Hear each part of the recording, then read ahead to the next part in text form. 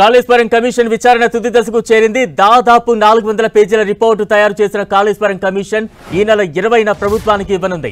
కేసీఆర్, హరీష్ రావు, ఈటల రాజేందర్ను బహిరంగ విచారణకు పిలవొద్దని కాళేశ్వరం కమిషన్ నిర్ణయించింది. లీగల్ లిటిగేషన్స్ రాకూడదని, వీరిని విచారణకు పిలవొద్దని నిర్ణయం తీసుకుంది కాళేశ్వరం కమిషన్.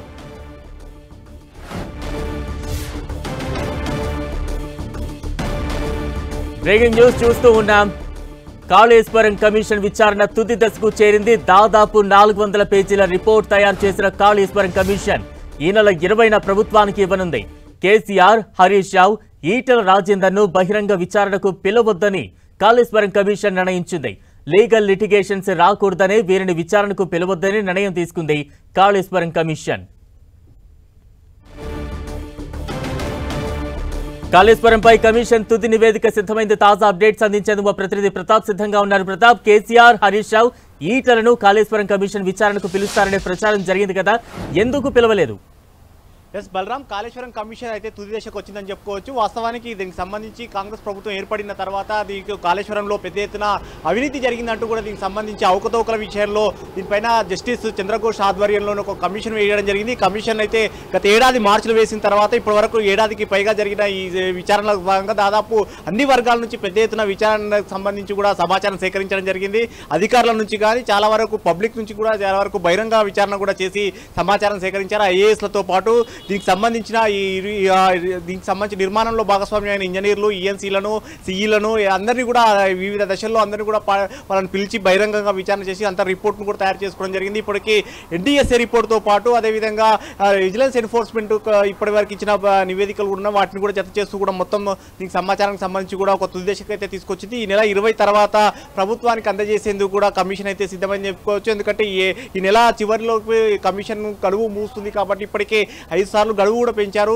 ఈసారి ఫైనల్ గడువు ఉండడంతో ఇక ఫైనల్ ప్రభుత్వానికి కూడా నివేదిక ఇవ్వాలని చెప్పేసి నిర్ణయించింది. ఎందుకంటే ఎన్డీఎస్ఏ రిపోర్ట్ కూడా ఫైనల్ రిపోర్ట్ ఇవ్వడం జరిగింది. అదేవిధంగా విజిలెన్స్ ఎంక్వైరీ కమిషన్ కూడా రిపోర్ట్ కూడా ఇచ్చింది కాబట్టి ఆ రెండింటిని బేరీజ్ చేసుకొని కూడా దీనికి సంబంధించి కూడా కమిషన్ చేసింది. అయితే వాస్తవానికి ఈ విచారణకు సంబంధించి జస్టిస్ చంద్రఘోష్ ఆధ్వర్యంలో జరుగుతున్న విచారణ కమిషన్లో మొదటి నుంచి కూడా ఒక ప్రచారం అయితే జరిగింది. కమిషన్ కూడా మధ్యలో కొన్నిసార్లు చెప్పిన సమాచారం ఆధారంగా చూసినట్లయితే మాజీ సీఎం కేసీఆర్ కానీ, మాజీ మంత్రులు హరీష్ రావు, ఈటల రాజేందర్ వీరు ముగ్గురు కూడా పిలుస్తారని చెప్పేసి భావించారు. కానీ ఫైనల్కి వచ్చేసరికి చూసినట్టయితే కనుక ఆ ముగ్గురిని కూడా పిలవాలనే ఒక ఆలోచన అయితే విరమించుకున్నట్టు కూడా తెలుస్తుంది. ఎందుకంటే ప్రస్తుతం ఉన్న సిచ్యువేషన్కి సంబంధించి కానీ గతంలో విద్యుత్ కమిషన్ సందర్భంగా కూడా కేసీఆర్కు నోటీసులు ఇచ్చి విచారణ సందర్భంగా పిలిచినప్పుడు ఆయన కోర్టుకు వెళ్ళి దీనికి సంబంధించి అంత కాస్త వివాదం కూడా జరిగిన పరిస్థితుల నేపథ్యంలో కనుక ఇప్పుడున్న పరిస్థితులలో మళ్ళీ కనుక మళ్ళీ ఆ పొలిటికల్ కనుక పిలిచినట్లయితే కనుక కోర్టుకు వెళ్ళి స్టే తెచ్చుకొని మళ్ళీ ప్రొలాంగ్ అయ్యే అవకాశం ఉంటుంది. కాబట్టి వీటిని దృష్టిలో పెట్టుకొని ప్రధానంగా లీగల్ ఇష్యూస్ను దృష్టిలో పెట్టుకొని లీగల్ సమస్యలు తలెత్తే అవకాశం ఉంటుంది. ఒకవేళ కోర్టుకు వెళ్ళి కనుక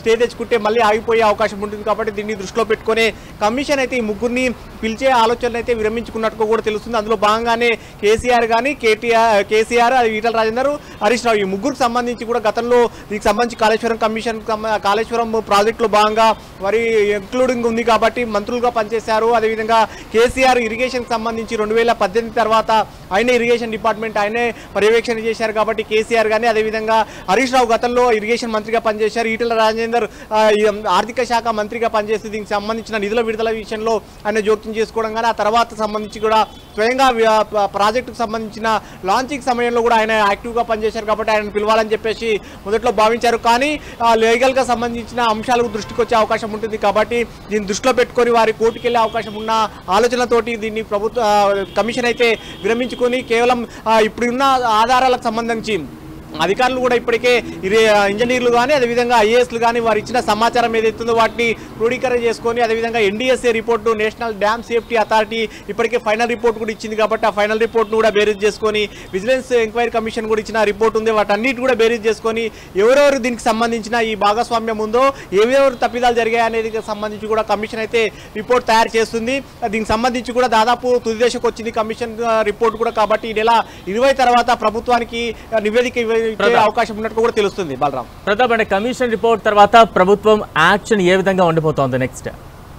డెఫినెట్ గా దీనికి సంబంధించి సీఎం రేవంత్ రెడ్డి కూడా మనం చూసాం, మన జిల్లా సౌదలో జరిగిన ఒక కార్యక్రమంలో కూడా మాట్లాడుతూ ఎన్డీఎస్ఏ ఇచ్చిన రిపోర్టు కానీ విజిలెన్స్ రిపోర్టు కూడా చాలా కఠినంగా ఉన్నాయి, అధికారులు తప్పిదాలు చేసినట్టుగా కూడా చాలా స్పష్టంగా ఉన్నట్టు అని కూడా అధికారులను ఉరి తీయాలంటూ కూడా చేసిన కామెంట్స్ అయితే ఉరి తీయాలని కూడా రిపోర్ట్లో పేరు ప్రస్తావించారని చెప్పేసి సీఎం స్వయంగా చెప్పారు. కాబట్టి జస్టిస్ కమిషన్ కూడా ఏ విధంగా అనేది దీనికి సంబంధించి కూడా అధికారులు కొంతమంది ప్రభుత్వ పెద్దల సూచన మేరకే మేము చేశామంటూ కూడా స్వయంగా బహిరంగంగా చెప్పారు. కాబట్టి ఈ అంశం కూడా ప్రధానంగా ఉండే అవకాశం ఉన్నట్టు కూడా తెలుస్తుంది. దీన్ని దృష్టిలో పెట్టుకొని ప్రభుత్వం అయితే ముందుకు వెళ్ళే అవకాశం ఉంటుంది. మరోవైపు దీనికి సంబంధించి రిపేర్ల అంశానికి సంబంధించి మేడిగడ్డ కానీ అన్నారానికి సంబంధించి మేడిగడ్డ పిల్లల బ్లాక్ 7 కుంగిది కాబట్టి ఆ కుంగిన బ్లాక్ని ఏ విధంగా ముందుకు తీసుకెళ్లాలనే, అదేవిధంగా అన్నారంలో బొంగులు ఏర్పడ్డాయి కాబట్టి వీటిని కూడా ఏ విధంగా రిపేర్లు చేయాలనే దానికి సంబంధించి కూడా ప్రభుత్వం దానికి ఎక్సర్సైజ్ చేస్తున్న పరిస్థితి ఉంది. దీనికి సంబంధించి అవకతవకలు జరిగిన దానికి సంబంధించి కూడా జస్టిస్ కమిషన్ ఇచ్చిన తర్వాత లీగలైజ్ గా ముందుకెళ్లే అవకాశం ఉంటుంది. దీనికి సంబంధించి ప్రభుత్వం కమిషన్ ఇచ్చిన రిపోర్ట్ తర్వాత ఎన్డీఎస్ఏ రిపోర్ట్ కానీ జస్టిస్ కమిషన్ కానీ అదేవిధంగా విజిలెన్స్ కమిషన్ ఈ 3 రిపోర్ట్లను బేస్ చేసుకొని లీగల్ గా ప్రభుత్వం ముందుకెళ్లే అవకాశం ఉంటుందని కూడా చెప్పొచ్చు బాలరావు. ప్రతాప్, అంటే సుమారు సంవత్సరం పాటు ఈ విచారణ సాగింది, తుది నివేదిక కూడా సిద్ధమవుతోంది. ప్రభుత్వానికి సమర్పించిన తర్వాత నెక్స్ట్ ఎటువంటి చర్యలు ఉండిపోతున్నాయి? అంటే ఇక్కడతో పూర్తి స్థాయి విచారణ ముగిసినట్టు భావించాలా, లేదంటే ప్రభుత్వానికి నివేదిక సమర్పించిన తర్వాత కొత్త కోణాల్లో మరోసారి విచారణ స్టార్ట్ అయ్యే అవకాశాలు ఏమైనా ఉంటాయా? డెఫినెట్ గా ప్రభుత్వం దీనికి నివేదిక అందిన తర్వాత ఫర్దర్ యాక్షన్ గా ప్రభుత్వ పరంగా కూడా యాక్షన్ ఉంటుందని కూడా మనం భావించాల్సి ఉంటుంది. ఎందుకంటే ఇప్పటికే దీనికి సంబంధించి కూడా ఎన్డీఎస్ఏ ఇచ్చిన రిపోర్టు వెంటనే ఈఎన్సీకి సంబంధించిన హరిరామ్ విషయంలో ఏసీబీ రైడ్స్ అయితే జరిగినాయి. ఆయన విషయంలో కూడా పెద్ద ఎత్తున ఆస్తులు బయటకు పడ్డ సంబంధం అయితే ఉంది. దీనికి సంబంధించి దాదాపు 100 కోట్ల ఆస్తులు బయటపడ్డాయి.